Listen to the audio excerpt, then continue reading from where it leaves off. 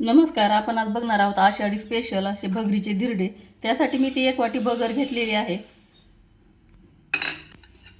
अर्धी वाटी शेंगदाणे घेतलेले आहेत आणि पाव वाटी साबुदाणा घेतला आहे. हे सर्व साहित्य छान मिक्स करून घ्यायचं आणि पाणी घालून याला 3-4 पाण्याने स्वच्छ असं धुवून घ्यायचं आहे. याला मी 3 पाण्याने स्वच्छ धुवून घेतलेलं आहे. आता यात आपल्याला पाणी घालायचं आणि 2-2.5 तास आपल्याला छान भिजू घालून घ्यायचं आहे.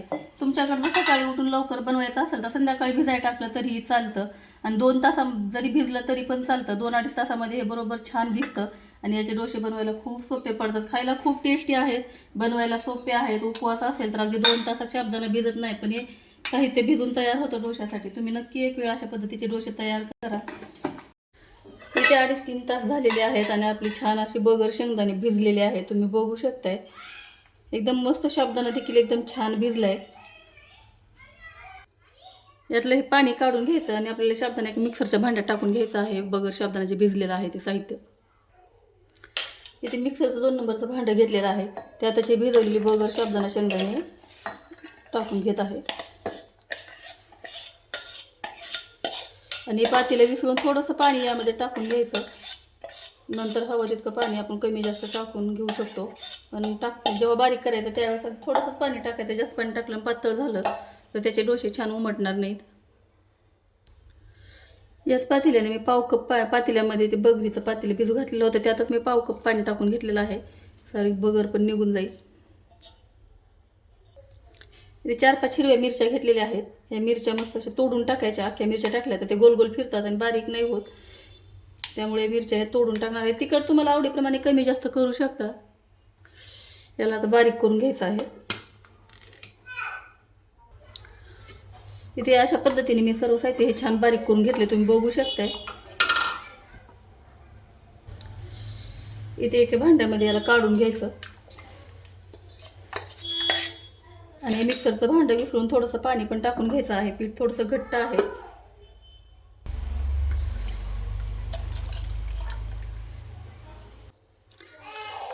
इथे पीठ छान असं पाणी टाकल्याच्या नंतर मिक्स करून घ्यायचं. मी तर इथे छोटंसं फुलपात्र घेतलेलं आहे. पळीने चमच्याने कशाने तुम्ही हे मिक्स करून घेऊ शकता.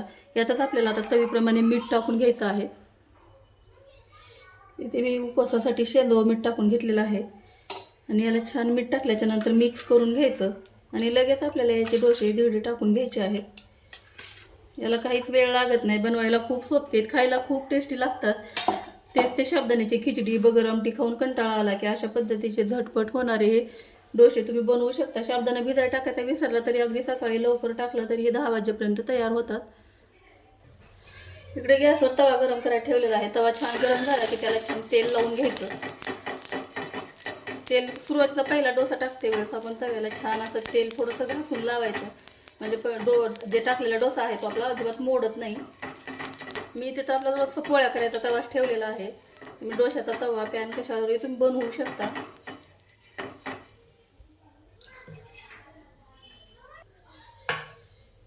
हे टाकते साध्या बाजूने सोडायचं आणि नंतर आतमध्ये टाकायचं. खूप छान जाळी पडत आहे, तुम्ही बघू शकता. एकदम जाळीदार असा आपला डोसा तयार होणार आहे.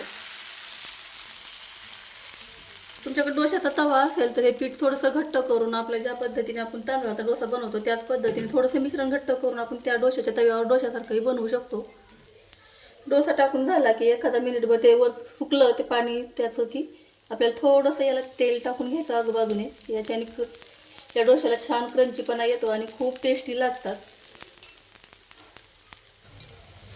अगदी 2-2.5 मिनिटाच्या आतच ह्या डोसा आपला किती छान असा जाळीदार तयार झालेला आहे, तुम्ही बघू शकता. आणि पलटायला पण एकदम पटकन असा निघतो. याला थोडंसं पलटून या साईडने पण थोडंसं शेकून घ्यायचं आणि लगेच काढून घ्यायचं. गरमागरम हा डोसा तयार आहे खाण्यासाठी.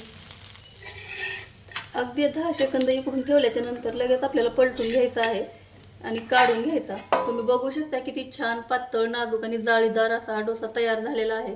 या अशाच पद्धतीने मी बाकीचे डोसे पण तयार करून घेणार आहे. दरवेळेला डोसा सोडायच्या पहिले थोडंसं तेल लावून घ्यायचं.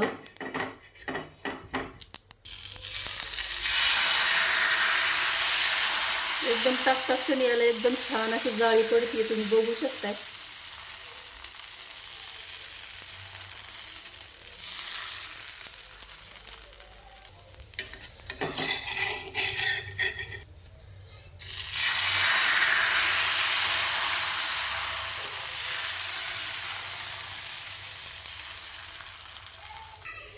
इथे आपले उपवासाचे मस्त जाळीदार डोसे तयार आहेत. तुम्ही बघू शकता किती छान अशी ही डोश्याला जाळी पडलेली आहे.